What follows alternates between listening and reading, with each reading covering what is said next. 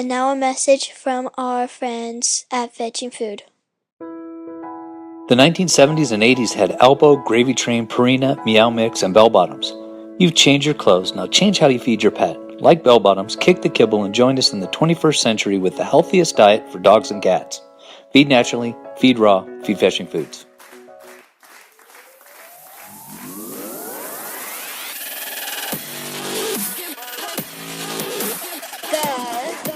Groomer Next Door podcast.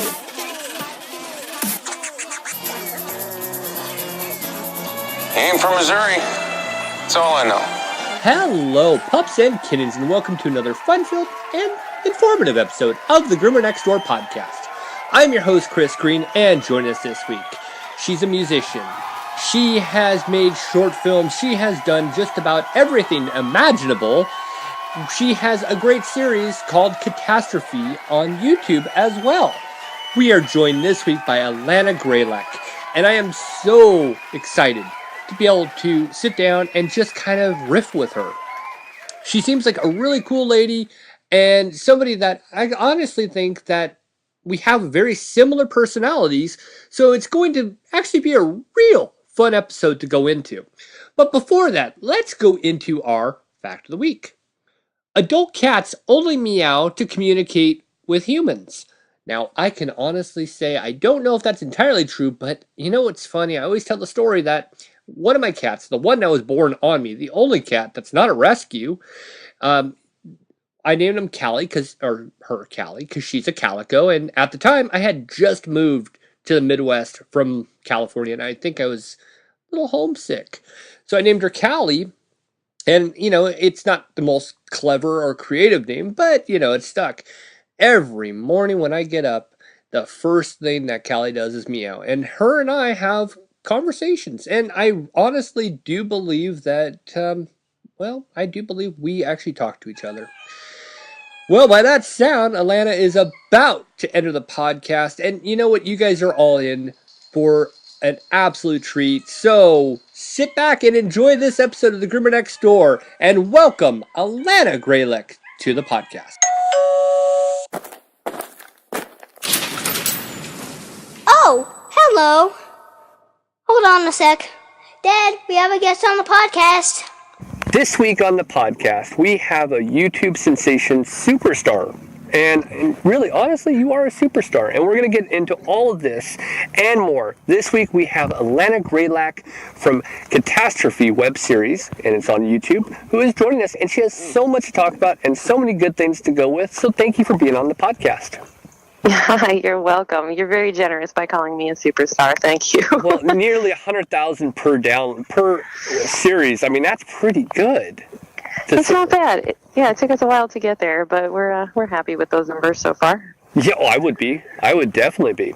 Well, you know what? We always start off everything with the origin. Who, became the person that you are today? So tell us, wherever you want to start, tell us the story of Alana Grelyak. Okay. Well, I was born in Chicago, and I spent most of my life as a musician. I have a master's degree in classical piano performance, which I don't get a chance to use very often, but I do practice several times a week, and I actually teach. I have several students here in Chicago that I see a couple times a week, so I haven't let it go.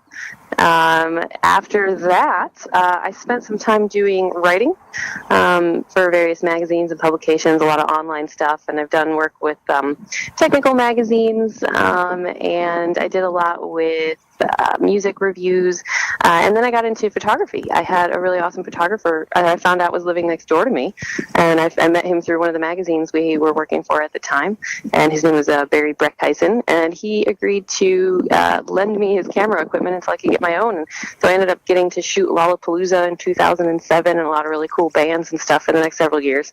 And then after that, spent a lot of time as a freelance musician, and then moved into doing some acting. And through a mutual friend, I met my partner that I ended up doing Catastrophes with.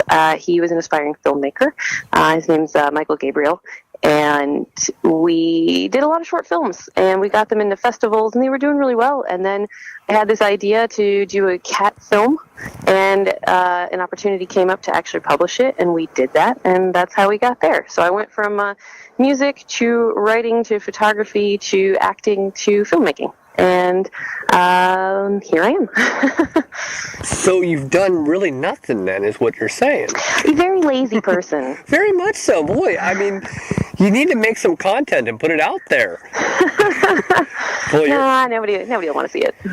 Nobody will. Well, that's been the motto of this podcast. My wife told me when we started, who's going to listen? Yeah.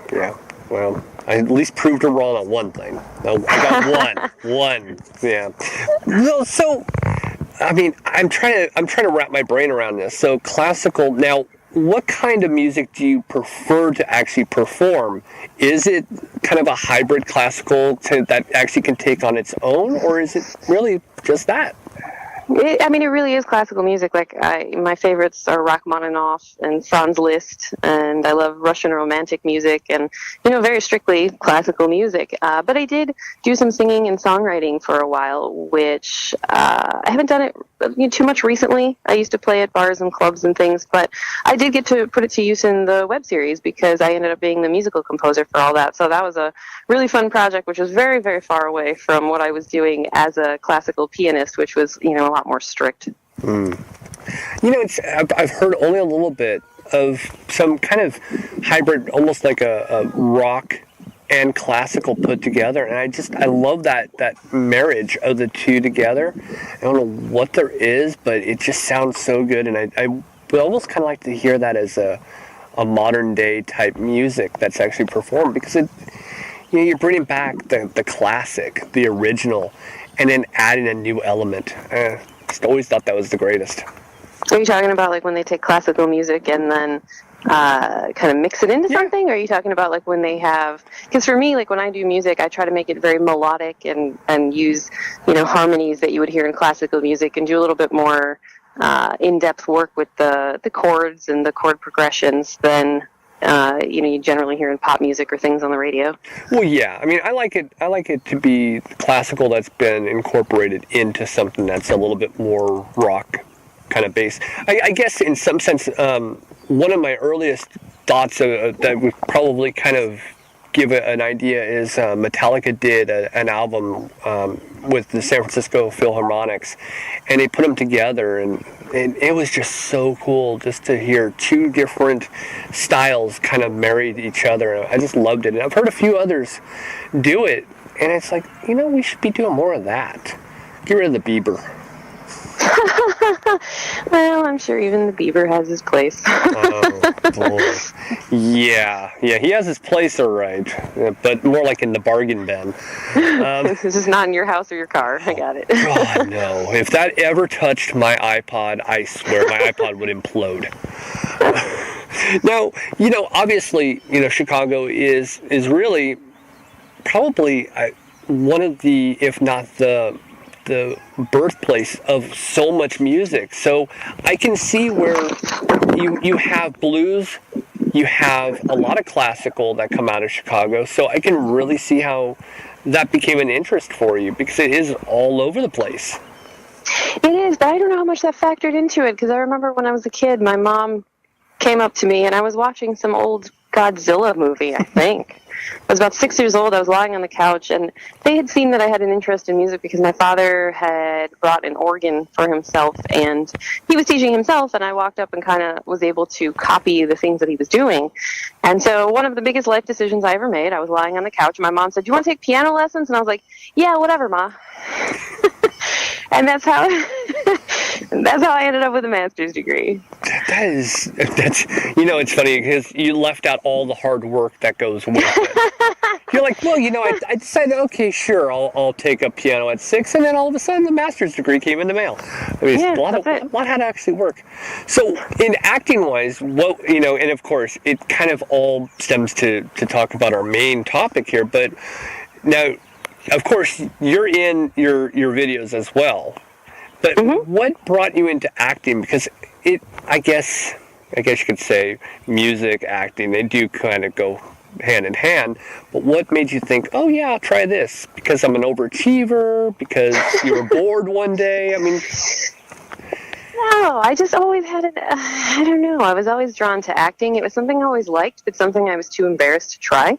I think I was too shy, and so I never really tried out for anything. In high school, I didn't want to go on the stage, and I hid in the back and just played my piano because I always felt comfortable with the piano next to me. And then even when I was in college, still didn't do much. And then when I graduated, I believe with my master's, it was either when I graduated or it was the summer between when I was still living out in Madison, I decided to just take a community acting class. And I enjoyed it, and I thought it was cool.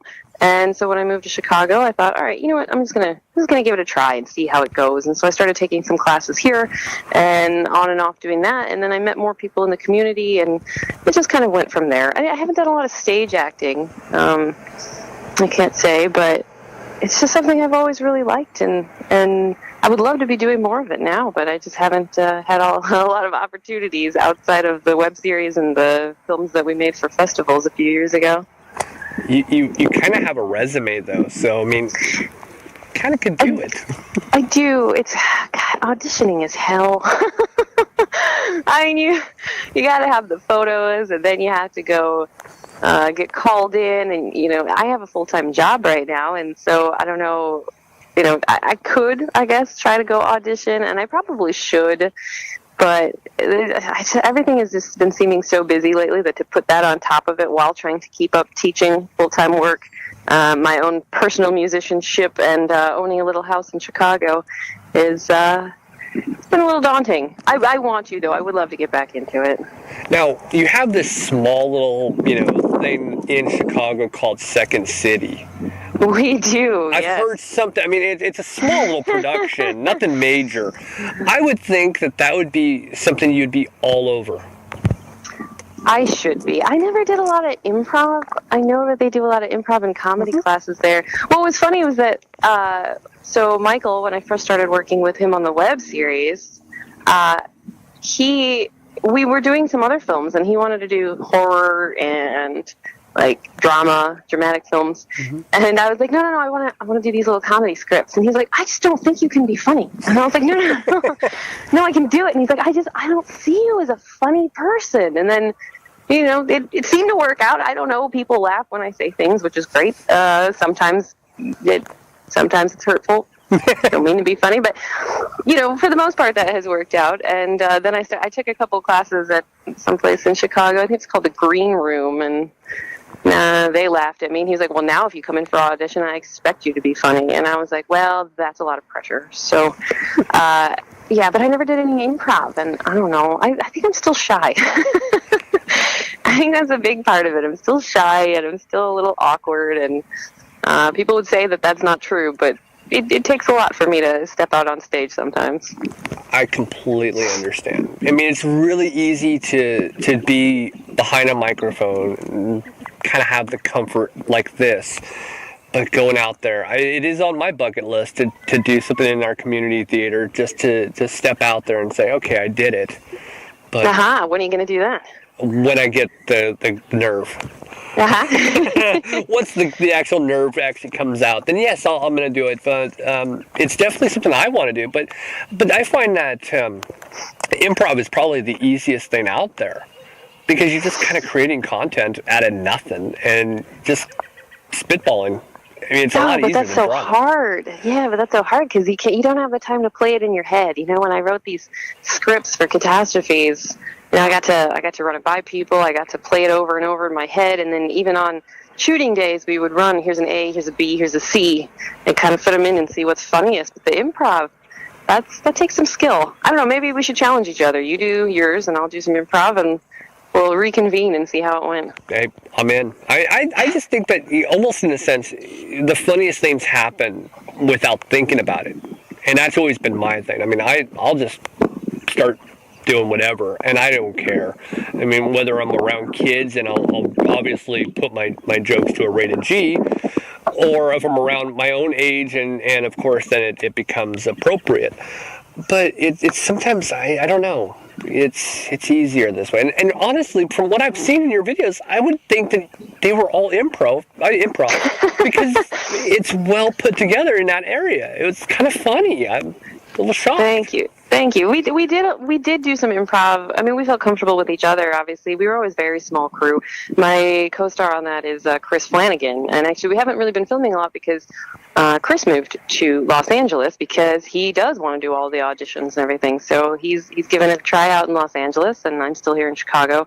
And,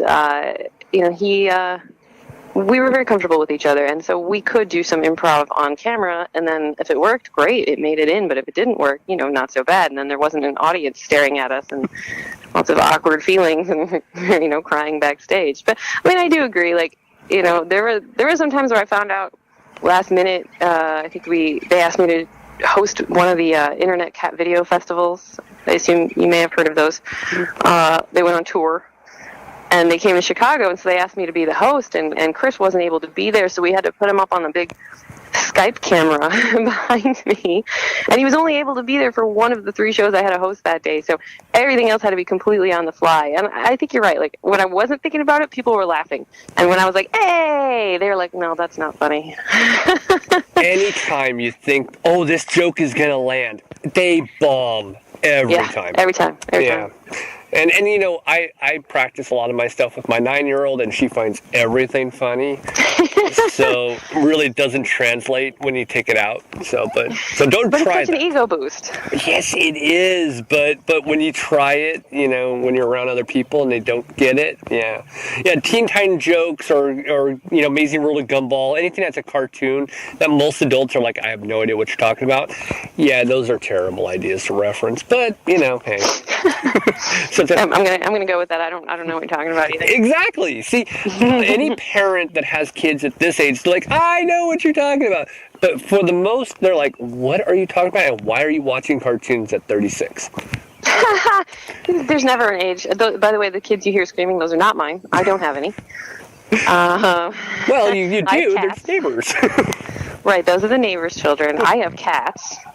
They do yell sometimes, especially my oldest. He's almost 19, and he can't hear very well anymore, so he really likes to scream, which is why I'm outside, but that apparently didn't help.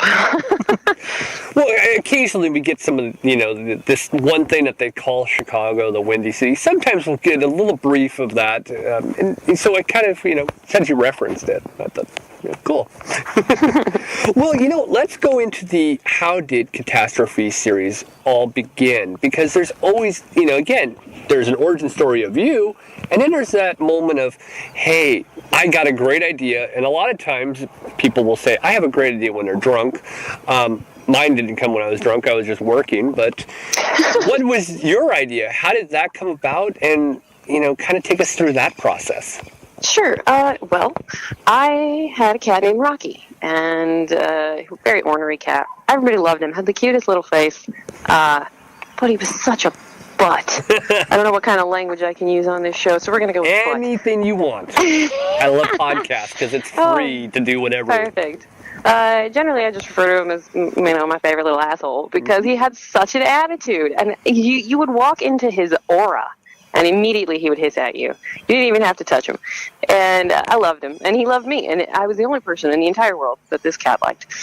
And I had this duvet, and he would sit on it, and he just matched it so well.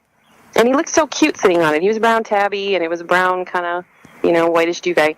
And I was like, wouldn't that be funny if we did an episode for a film festival about a cat who came with the furniture?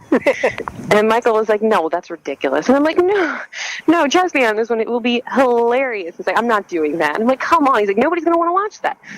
So then my mom's friend and former boss knew that we were making films for festivals. And so she sent us, Fresh Step was doing something called Catdance at the time. And you had to make a cat video. So she sent it to us, and I was like, this is perfect. He is going on this. This is mine.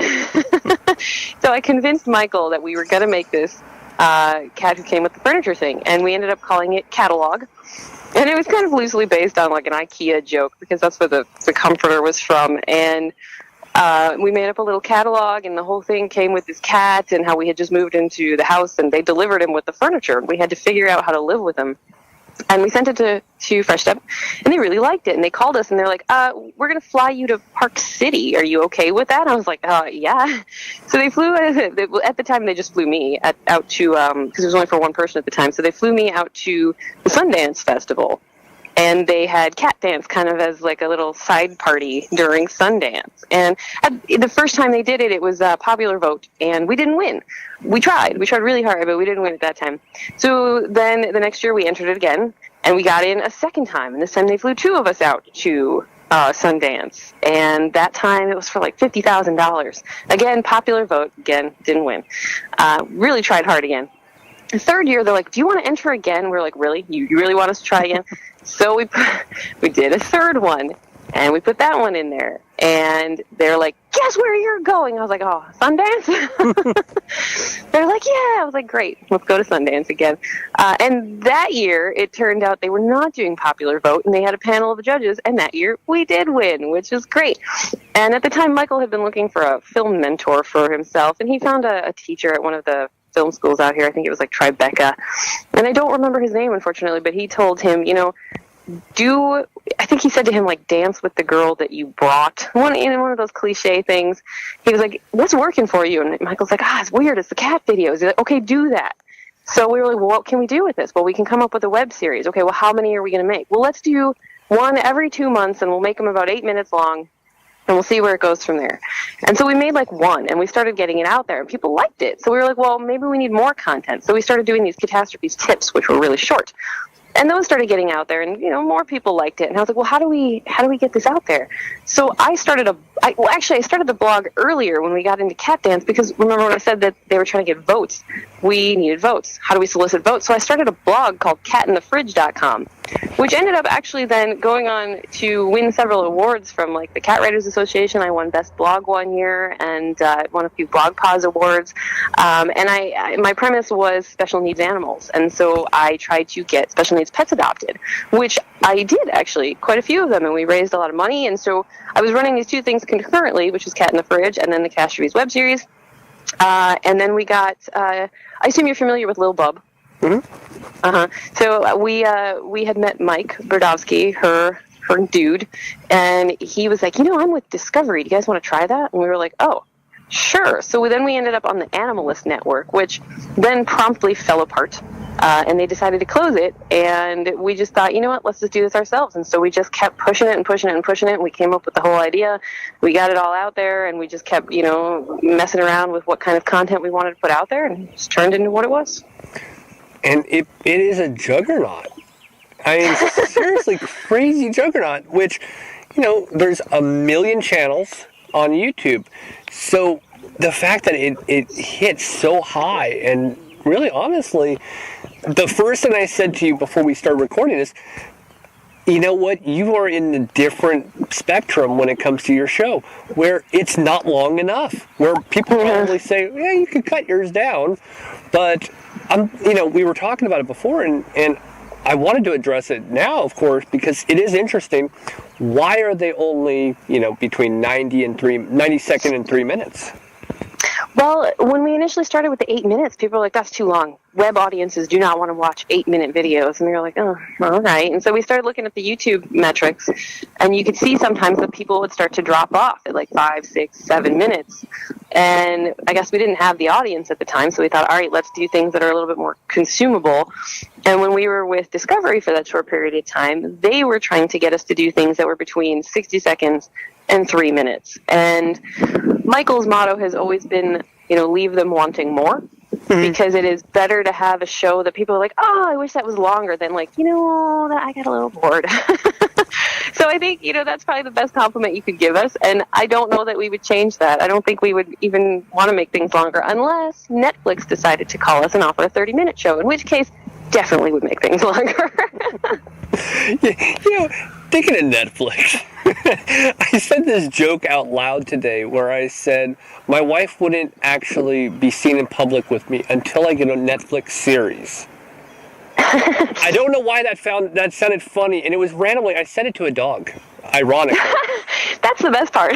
Most of my audience is dogs. Yeah, and I said that to this dog, and my wife just looks over at me like, what did you just say? And I says, you wouldn't want to be seen in public unless I had a Netflix series. And she just kind of had this confused look on her face. And I go, it's one thing when Amazon Prime's like, hey, would you like to do a show? And you're like, well, and don't talk to me until you actually get on Netflix. I don't know why that was funny. And I don't even know why I brought it up, but I had to get it out of my head. Netflix, obviously. But yeah, Netflix, that would be like the dream come true. That's kind of what I secretly dream about. I'll let you in on one of my secrets, is that somebody will see the series and be like, you know what, let's give them a show. Like, that's what I would really love. That would be my absolute dream come true, to get a phone call and be like, we want you as a writer, or we just want to do the show on Netflix and see where it goes from there. That would just, I dream about that secretly, so don't tell anybody. Sorry, Amazon Prime and Hulu, so I guess they're out. You know what, if they wanted to, I would court them as well. I'm not married to Netflix yet. I will still take a look at dating Amazon and Hulu and all those other people. It depends on what they offer. That would be great, though. I always wonder if, like, our fans will be like, Netflix, and, start a big crusade to get us on there, but that hasn't happened. But I dream. Yet. You haven't said yet. Let's leave that in there. Well, now that it's out there, I mean, come on. And for sure, Netflix, I mean, they listen to this show, right? I hope so. I do too. Tag them on your next tweet. I will, actually. I will tag them in this one. I'll be like, hey, you must listen to this. There's something about you on here. And then their lawyer listens and goes, yeah, this is nothing for us. Oh. And then I keep dreaming silently with a small tear in my eye. Yeah, well, I mean, this is all of our whole thing, though. Anybody who is making content, we're all secretly hoping for something, and yet we're all just kind of waiting for that call. Yeah, kind of a sad, lonely. It's almost like we all kind of are these young teenagers that are waiting for the other to call each other, and yet we're just sitting there by the phone. Yeah, it is a little sad. A little bit. We're all, and I'm going to bring it down before I take it back up. Well, it is kind of weird, though. I mean, when you think about the creativity that goes into all this, it's not like we're not normal people. That's for sure. Because we see things that aren't there. We make something out of nothing, and then we give it to people for nothing, and yet we all secretly hope, hey, I hope my thing actually becomes mainstream in its own sense. But then again, you are at nearly 100,000 per show. I mean, we are. I don't know if we've passed the 100,000 subscriber mark yet. I would love to. I think that YouTube used to send you something when you did that. I don't know, or was that 1 million subscribers? I don't even know anymore. I've stopped following what YouTube does because they keep changing it. But that would be nice. So, some of our videos too, they just take off in the weirdest places. Like, I'll wake up one morning and one of them will have 4 or 5 million views, and I'll be like, how did this happen? I don't know. So, when brands would approach me and be like, we want a viral video, and you just giggle, because you don't make a viral, you can't make a viral video. You just try to do good content, and I don't know, things come together and they become viral. Yeah, people see, that's the thing about the whole word viral. A lot of people misconstrue it and go, oh, well, if you have something up online, automatically it's viral. I'm like, no, that's not how it works. I mean, it has to take off, and it has to be a bunch of people, and I'm not talking about 5. I'm talking about a bunch of people just avalanche this, and you don't even understand, how did that happen? Right. Like, I used to think, oh, well, it was one tweet from a celebrity, but that's not even the case at all. And, and then you would get these sponsors, and they would think that somehow we were like the Umbrella Corporation coming up with the next T-virus in our little video lab. And I'm like, no, if we don't do that, like, you guys have to take part in getting this out there too. Like, we'll do our best for you, but I don't know well. You dropped a Resident Evil line in there where when I mentioned Amazing World of Gumball and Teen Titans, it's about the same thing. Some people will be like, I don't get the T-virus. And yet I do enjoy the movie line, so thank you for dropping that in, because very rare do a guest ever drop in things like that, so I really appreciate it. It's usually my dork self doing it. Yeah, it's one of my favorites. I like to walk up to people and go, itchy, tasty, and see if they know what that came from. They were way back in the PlayStation days. Oh, gosh. I just remember, did you actually play the original? I did. I loved it. Was it not the most frightening game until Silent Hill came out? It was terrifying, yes. And then Silent Hill was also terrifying. And now, recently, I got a PlayStation VR virtual reality system, and I tried one of those games, and no, I would gladly be left alone in the dark with the original Resident Evil and a regular PlayStation. And remember the dogs that would jump through the window? I mean, oh, man. you watch that at night, or you play that at night, and oh my gosh, I remember freaking out going, is the dog going to jump through my window? But I felt terrible for shooting them. I was like, no, I love them. I can just make them my pet, I promise. They just have mange or something. We can fix this. They're just on dry kibble. That's all that it was. Yes, exactly. They needed a little coconut oil and a little wet food, and it'd be fine. There it is. Let's put them on raw diet. Which, if you haven't noticed, that is my big thing on here is nutrition. But yeah, I'm actually a big proponent of nutrition, both for my animals and for myself. I'm really big on what I feed my pets because I feel like that's 90% of why they're so healthy. Mm-hmm. And we definitely do a raw diet, and I love raw goat's milk. Mm-hmm. They love the raw goat's milk. They're super into it. Yeah. And then for myself right now, I'm on day 28 of another Whole30 challenge. It's like my third or fourth one. I feel great. I'm really happy about it. If nobody knows about that, I totally recommend eating clean for a while because you feel awesome. Have you eliminated sugar from your diet? Yes. Oh. Yeah. I allowed myself some honey. Every couple days I have a little bit of honey, which I don't think is allowed on the Whole30. It's kind of a Whole30 paleo hybrid. I mean, it's like the fourth time I'm doing it, so I left a little bit of allowance for myself. But yes, no sugar, no chocolate except a little bit of baking chocolate I had. You're better. And it's been great. I feel so good. Like after day 30, I think I'm going to keep it going. You're better than me. I mean, my dogs are raw fed, but I can't give up the sugar. The sugar and the caffeine. No, I'm addicted. It's acquired. You know, it's an acquired taste. If you stopped having it, I think you would find out really quickly. I ate something in the cafeteria at work. It was like a dried fruit, and I was like, oh no. What is this? It was like so terrible and so sweet after just 2 weeks of not having sugar that by the time you go back to it, you wouldn't even want it. Yeah, but still, I mean, I still like my Fruity Pebbles. I love Fruity Pebbles. I can't get I can only have 4. After this diet, I can eat 4, and that's too much. Oh, no, sorry. And for that reason, I'm out. Unfortunately, I just can't give up the sugar. And that's my biggest thing. I don't smoke, I don't drink, but I like the sugar. I did too. Maybe you can do it. I believe in you. I do. Like a week. Do it like a week. Do a week. See what happens. I'll be a very difficult person to be around. Probably, but then you'd be fine, and actually you'd probably feel pretty good. I don't want to push it on you, but I do. I get out of control with the sugar every so often. That's why it's like my fourth challenge here, because every so often I find myself, you eat it and then you get a taste for it, and then you eat it again, you get a taste for it, and so every once in a while I like a reset. But see, I'm sitting here drinking a Baja Blast. I mean, that alone is just nothing but sugar. I mean, it's just... It is. Yeah, I have a cup of water next to me. I'd be happy to share. No. See, my water is nice and sugary. It's good. I'm sorry. And yet I advocate big time about, raw feeding and all this stuff. Maybe I should just YouTube myself going without sugar, and then I'll get my 90, 100,000, down. There you go. They would turn into like an episode of Silent Hill by the end, possibly. Silent Hill meets Resident Evil. Why did they not do that? Ooh, maybe they will. What a great crossover. That would be pretty cool. That would be like the best. The T-virus gets into Silent Hill. Oh, that'd be the worst. And then they put that in virtual reality. I've had some bad experiences with virtual reality. At one point, I jumped and I landed on a friend and in a plate of nachos. So I think putting those two together in VR would just be too much. The last time I played VR was Nintendo. The Nintendo VR unit. That was only red.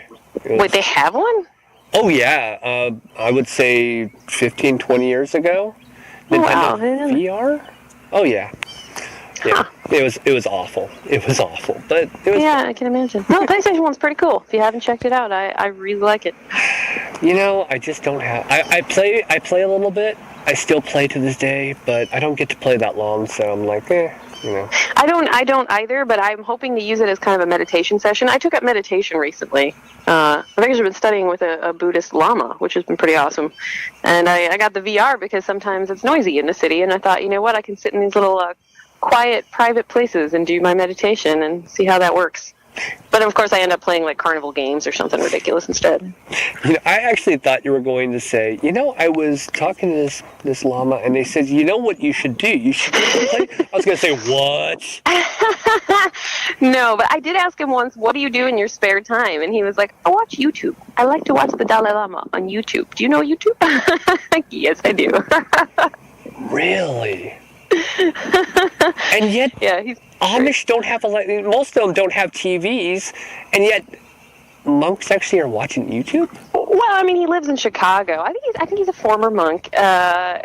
He's pretty great. I found him here in Chicago, and he was trained at a monastery, and grew up as I think it's called a tulku, which is the reincarnated teacher, and he now teaches meditation and things like in a suburb of Chicago, and I found him randomly, and it's been great.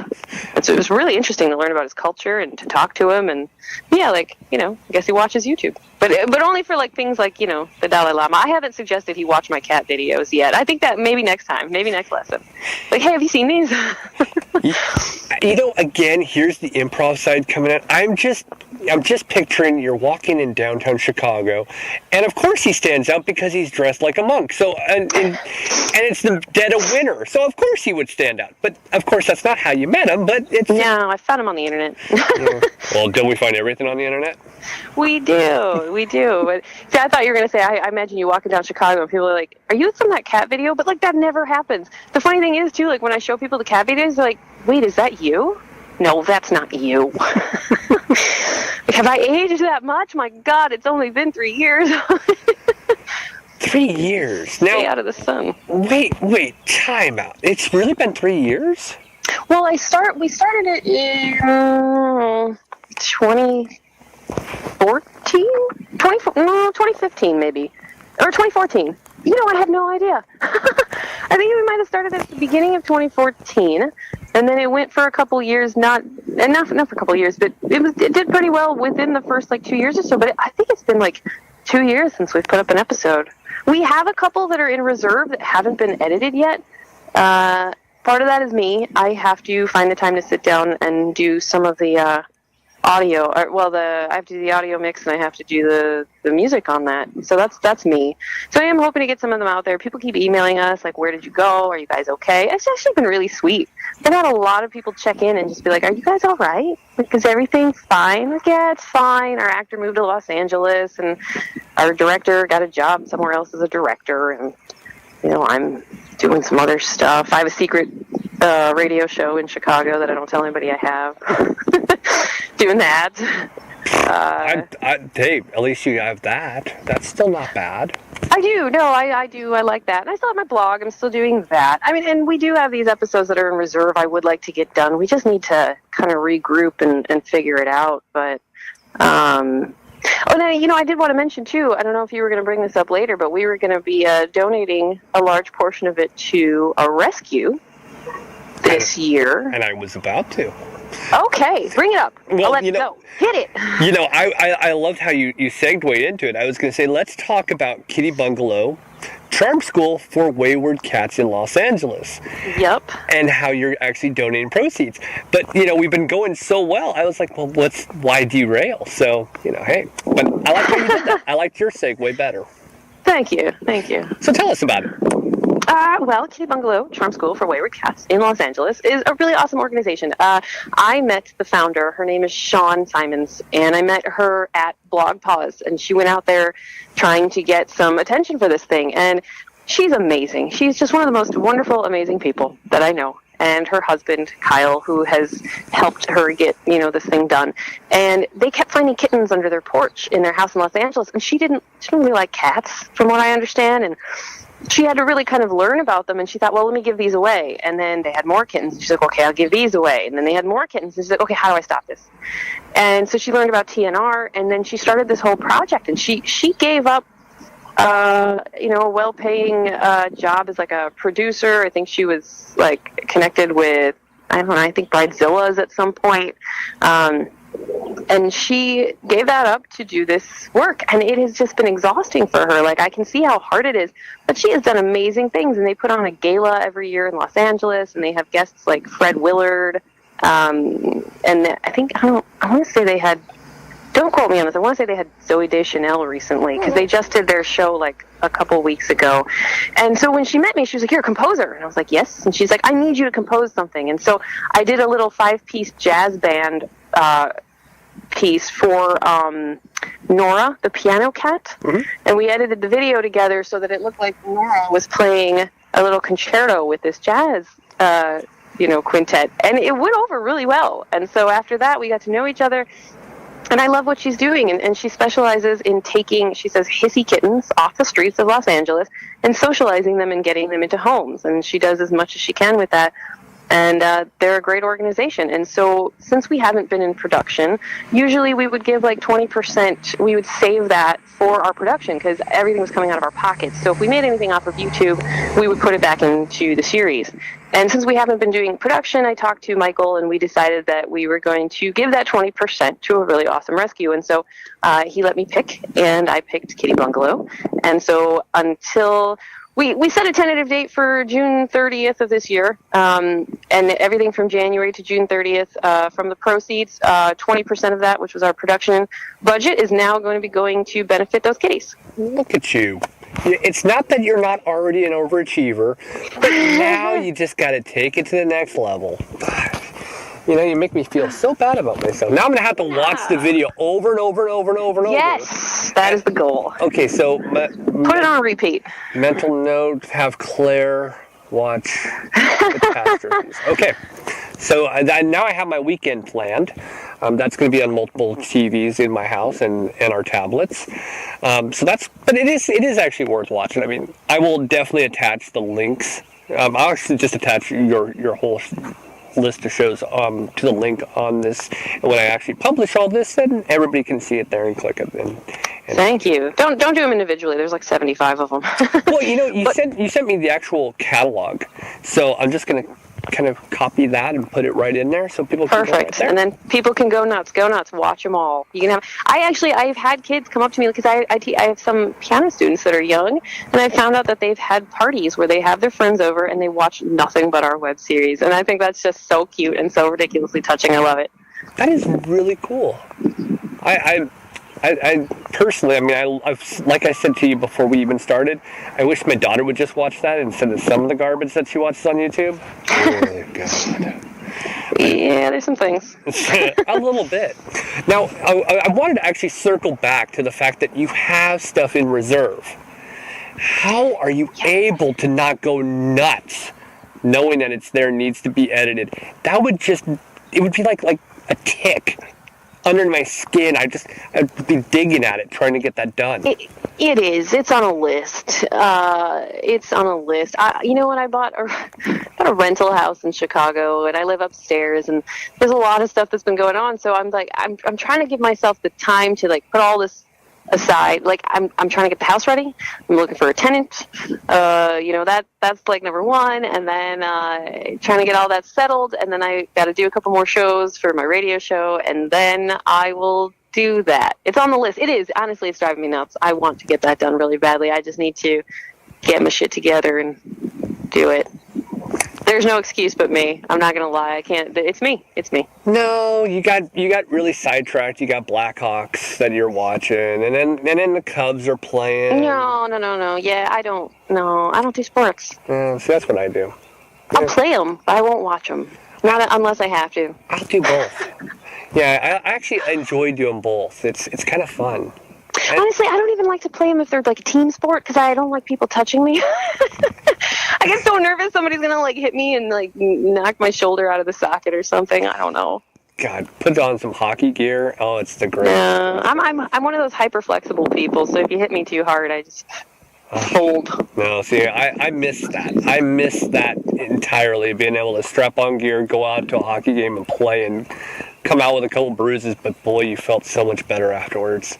And some of your rage was gone, too. Go figure. Your what was gone? Rage. Oh yeah. I grew up. Still have I like to keep my rage. Well, no. So I grew up in Los Angeles. So, driving there, you would either have road rage or you'd play, football or hockey, and you could leave it. So you would drive happily, especially on the 405. Yeah, you do need something to work that out, I guess. Yeah, a little bit. So now you've won a couple awards. I mean, just a little bit. I mean, again, you're kind of an overachiever here. You won the Golden Kitty Award, the President's Award at the CWA, and I wanted you to bring up being part of the Cat Writers Association. So just kind of take us through all of these little things that, again, achievements and where you're at. I mean, that's so cool. Well, we got the Catdance, which we talked about a few times. We won that one finally the third year. I think they did it for 4 years, and I don't think they're doing it anymore. And then, what is it? The CWA, so the Cat Writers Association, is very cool. I had a lot of my friends who are members of that, kind of pushed me to join, and I thought, I don't know, maybe it's not for me, but it was. I mean, it's cool. It's really nice. We have just a big group of writers. I think Jackson Galaxy is even one of our members. I don't know if he's active anymore, so don't quote me on that one either, but he was at one time. And that's how I found out, about you and got connected with you, was through the Cat Writers Association. So it's a really great resource for meeting new people and talking to each other, and it's nice. And so they had some awards, and we won the President's Award for our script for Catastrophe, or what did they label it? Discovery made us title it something like a cat comes from France or something and gets catfished. I don't know. They made us SEO it, but it should have been called Catastrophe, which would just be, catastrophe in French. And it was about this little French cat played by my dear Rocky, who he passed away in 2014, and it was one of his last roles, and he did a great job as Guy Lafleur, and he came over from France to find his love, because my co-star Kris went on to, Cat... Oh, goodness, I can't even remember the website I made up.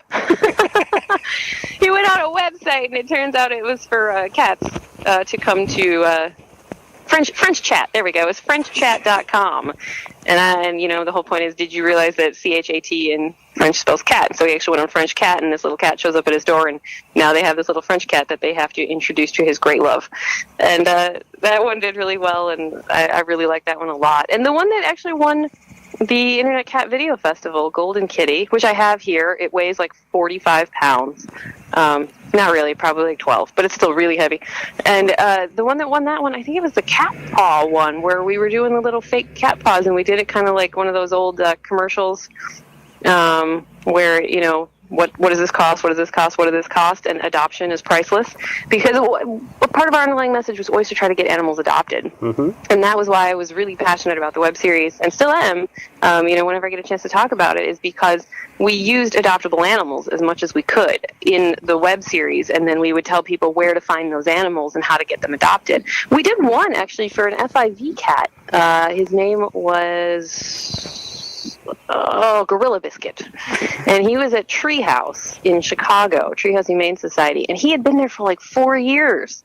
We did a video on him, and they didn't track this, but we did a video on him, and he was adopted within the month. So I like to think we had something to do with that. I have a feeling you did. People do watch your stuff and pay attention to you, so I'm sure you actually had a lot to do with it. Well, they never find out, so I'm just going to, in my heart, I'm just going to say it was me. I'm just going to feel good about myself. All right, so we've got awards. You've done a couple things. I mean, you're still trying to find your way. You're happy in Chicago, but you're not sure if you want to actually do improv, drama, wherever we're at. You're still happy winning awards. And, I like awards. And we need to actually, get you, motivated to get a couple more videos up. So what's next? I have no idea. I think I need to finish those videos, and I'm doing the little radio show here. Oh, there's a plane. I like to travel more. Speaking of planes, that would be great. Right. I'm trying to get more done with my music. I would like to play out more. I'm trying to maybe do some recordings. And, I've always been a perfectionist. It's been one of those things where no. When I'm better, I'll show people. And then I realized, well, hell, now I'm in my late 30s. And I don't know, am I going to get better? Probably, but might as well, show people. Yeah. So I have to figure that out. But I think I'd like to do more music. I do want to do some more videos. I had a little idea that I wanted to do about me having some little chats with cats. So when I find the bandwidth to do that, I think I'd like to. My cat Pinkle really loves to be in these shows with me. She's amazing. I don't even feel like I have to really train her. She's the one who played the Perminator, if you ever watch it. And she wears the sunglasses. I put those sunglasses on her, and she actually turns her head and looks at me through the sunglasses. I don't know why. She's just like this crazy miracle cat that I adopted. She was one of my fosters, and I kept her, and she was amazing. And so she wears a little leather jacket, and she does anything for a little bit of liver sausage. I think that's the trick. Yeah. But I'd like to do some stuff with her.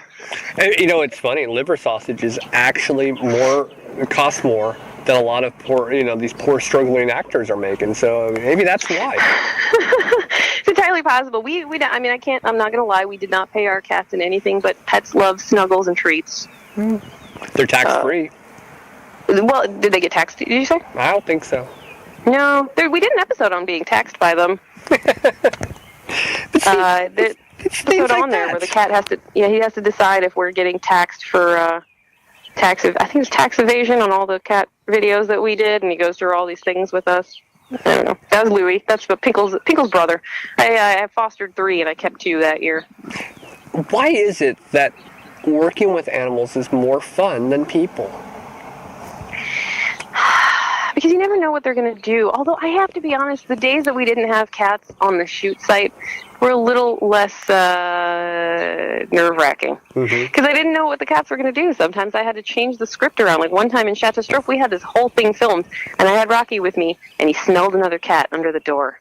And he was like, oh, I'm not having this. And he just did not want... And he was growling and hissing, and I thought, oh, all right, well, we're cutting the scene. The scene goes. That's the end of this scene, and nobody missed it, and it was fine. So we just had to work on the fly with them. But they sometimes were a little struggle, especially when you're working on a deadline, and that cat just does not want to sit there. So you just have to move things around and follow the cat. Thinking about improv, cats are great at improv. They are. You know what? I think we've said that before. I think Michael and I have said that before to people, that sometimes the cats came up with things that were way funnier than I could write. There it is. Whenever I'm recording, especially when I'm in this spot, I have this indoor-outdoor cat. I've said it millions of times on this. But this cat will jump in my car and sit here and go to sleep on me as I'm recording. And I always want to say that this is my producer when I'm recording. Even though, just like a lot of producers, he's just, sleeping in the side. But, they're great. Are you recording in your car? I record in this spot. This is where I call my podcast studio. Yeah. That is genius. Oh, I'm going to do that for my next radio show. Because I do, I always say it's a secret radio show. It's actually, it's on like an indie radio station in Chicago, but it's based on relaxation and ASMR. So everything is really soft. I'm going to my car next time. If you want to plug it, you can say which one it is. Just saying. Well, am I allowed to say the radio station? Sure, you can say whatever you want on this. Well, thank you. All right, cool. No, it's an indie radio station here in Chicago. It's on 105.5 FM. It's called Lumpin' Radio, and I do a little segment called ASMR Interludes, where it's like a 3-minute interlude to just kind of relax, deep breathe, focus on something beautiful and the sounds of everyday life. I try to highlight really cool things like running water and wind chimes, or sometimes I do a little bit of a meditation. And they're really short. They're like less than 3 minutes. And I think the car is brilliant. I'm going to try that. This is the best place to do anything. You know what's great about a car is that if you roll up the windows and you put yourself in a right spot, because obviously in Chicago it's going to be a little bit difficult with traffic, but if you find the right spot, roll up the windows, the actual car vibrates the sounds in the perfect way. And then you have that silence because the car is actually, built to have that silence to it. So yeah. Car's off. I'm just sitting in here. It's the best place to record. I love it. Thank you. I've learned something great today. Well, I've been doing this at 200 and some times, so it's kind of at some point I had to learn something by now. Now, of course, we've talked a little bit about Cat in the Fridge. Is there any more you wanted to actually, topic on that? Because it is probably your biggest reason for Cat Writers Association would be Cat in the Fridge. I would imagine, even though they like media and they like the fact that you do videos, I would imagine Cat in the Fridge is probably what gave you your big step in there. Yeah, I mean, I don't think it was the videos themselves so much as the script writing, because when you become a professional member, you do have to submit some of your work, and I may have submitted some of the scripts, but I definitely submitted from Cat in the Fridge. And Cat in the Fridge, it turned out I just wanted to do comedy, but I wanted to do then comedy with a purpose, which is similar to what we did with the web series. And so I just started doing ridiculous stuff. So I had a cat. Her name is Crepes. She's still alive, but she's living with my ex now, and she's great. She only had 3 legs. And so I decided, instead of making special needs sad, we were going to make it super funny. So I turned into all these stump jokes, and she would give things a stumps up or stumps down, and, dressed her up as a little pirate and all this stuff. And so everything was from her point of view and her voice. And since she's not living with me anymore, I mean, I still get pictures of her, and she still weighs in on the blog, but I'm kind of writing more as my own voice and some of the cats' voices. And I just love to do comedy. So like I would get these animals. Tabby's Place in Ringo's, New Jersey is a wonderful organization, and they do a lot with animals who are hard to adopt and who have special needs, and they allow them to live their lives out there if they can't find a suitable home for them. And so I would contact them every week or so and get one of their cats on, and I would write a profile. And I remember there was one cat named Adam, and I described him as cute, lovable, adorable, cuddly, incontinent, fabulous, amazing Adam. And I was like, see that? You didn't even notice that he's incontinent. And then we would just go on like, hope you don't have too many rugs in your house. By the way, he really likes to stay hydrated. Like, just riffing on whatever I possibly could to make fun of these things that people see as, oh, I don't want that cat. Like, he's deformed. But no, he's not. I mean, yeah, I guess he kind of is, but at the same time, like, they don't really know. The cats themselves don't know. The dogs themselves don't know. And they're still totally good, they're still fresh, and I want people to realize that, and to come back and learn, and not feel like, oh my God, I can't watch this commercial again. Those commercials I'm talking about with the dogs, and you feel bad, and instead of feeling bad, I want them to come back and learn and laugh and be open to discussion on it. And I think I have managed to accomplish that with the blog. And I used to post a lot more, but with all the different projects, it's obviously just something I'm doing. Not as frequently, but I would like to do a little bit more of that. That's what I keep saying. I would love to do more of that. If I could make every day twice as long, that would be brilliant. I think I figured out how to motivate you. Put sugar back in your life. Are you kidding? I'd be so tired. I'm exhausted. I don't know. I was thinking to myself, what is the funniest thing that you're lacking? And of course, sugar was all that could come to my mind. So it's time. I think so. So maybe instead of 4 Fruit Loops or Fruity Pebbles, you can have 5. I think I'd be okay with that. I could have 5. I feel solid with 5. But then you couldn't add the milk. Well, I don't drink milk anyway, so it'd probably be like, no sugar almond milk. That would be fine. No sugar almond beverage. I realized by this conversation that I have an addiction to sugar, coffee, and milk. Now you've learned something. Ta-da! Oh, man. And the worst thing is you can combine all 3 of those into one amazing drink. Oh, God, is that ever true? And yet, on a Friday night, where are people going to go but a bar? And I'm like, you can just take me to a milk bar that'll put some sugar in there, and I'm good. You're all set. Yeah, I would be all set. I think we both learned things about ourselves today. Thank you for that, Kris. Well, you know what? Hey, that's what this is. Nobody needs to listen to it. We're just going to figure out what's wrong with ourselves, and that's it. I like my milk and my sugar. And you need to actually have a hobby and something to do, because I do. I'm bored. Have you thought about picking up, a piano or something like that and start doing some music? Maybe that's a good idea. I should. I need a new instrument, something else. Okay, that's a question off complete topic. How many instruments do you actually own? A guitar, a bass, a couple of accordions. a cello, a piano, a digital piano, and then I have my whole stable of MIDI instruments, so there's thousands of those. There's a recorder lying around here somewhere and maybe a tiny little djembe, and I'm trying to sell my bass, actually, because I don't play it, so quite a few. Wow, you're like a guitar center. Yeah, Kind a of. little bit. Now, More like a boutique guitar center. it's a boutique. And we have a few items, very Now, high cost. Off the topic again, because we had covered, video games. So, were you a big Guitar Hero fan? Yes, Yeah. I was actually. I really liked it. And then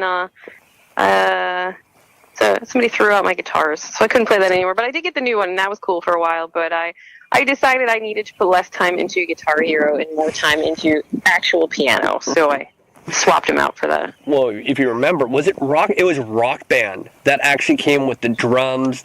Yeah, that was cool. That's too much of a commitment for me. I don't want that junk in my living room. Oh, it was so cool though. I'm trying to be a minimalist, and that's just too much.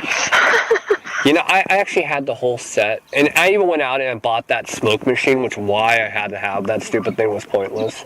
But, yeah, and you turn it on with the game, and you're it was so ridiculous. And my whole bedroom was filled with this smoke. I'm going, why am I doing this? I can't even see the TV. I can't. Oh, It looked like a bar in the 90s, before a smoking ban. Yeah, it was very ridiculous. Well, I've been everywhere, which is usually how I operate every episode. So there's no formula. Is there anything that we didn't cover or that we should have covered? I don't know. I don't think so. I feel like, spending like an hour talking about myself is probably more than I could ever hope for. I think that's more than I enjoyed asked for. Thank you. I enjoyed it as well. I mean, I would just leave people by saying, I'm really glad everybody who's a fan of the web series and the blog is really touching to me. Everybody who sends me a letter or a tweet or an email I read them all and I love it and I think it's wonderful and I reply as much as I can. And, right now with the 20% going to charity, please do support Kitty Bungalow, Charm School for Wayward Cats in Los Angeles. We'll let you know if we change rescues, coming up, but watch over and over. Enjoy them to your heart's content and know that we are still, despite not publishing recently, doing our best for animals by fostering and donating and adopting. I'm going to go out on a limb here. Have you thought about going into radio? Yeah, I have. Good thought, right? Okay. You know anybody? If I did, I'd be doing it myself. That is actually my secret passion. Is I would love to have a radio show. Just be one little piece of a show, even if it's a small little one. It's always been my passion. Even if you just whisper to people for 3 minutes from your car. I could do that. I'm doing it now. just saying. Well, I would absolutely love for you to come back anytime. You can come back next week and the next week and the next week. We could just do this every week and I'd be happy because, obviously I've had a blast. And thank you. Thank you for being on. It has been great. Do you have a sign off on your radio show that you do? I do. I usually say, this is. Would you like me to do? Yeah, you've got to be in the radio voice. I mean, that's I think that's rule. I would say this is Mr. Grain on Lumpin' Radio. That was your ASMR interlude, and I hope you have a peaceful day. I like it. And I'm Kris Green. Have a pet-tastic week. Bye-bye, everybody. Okay, gotta go in my bedtime.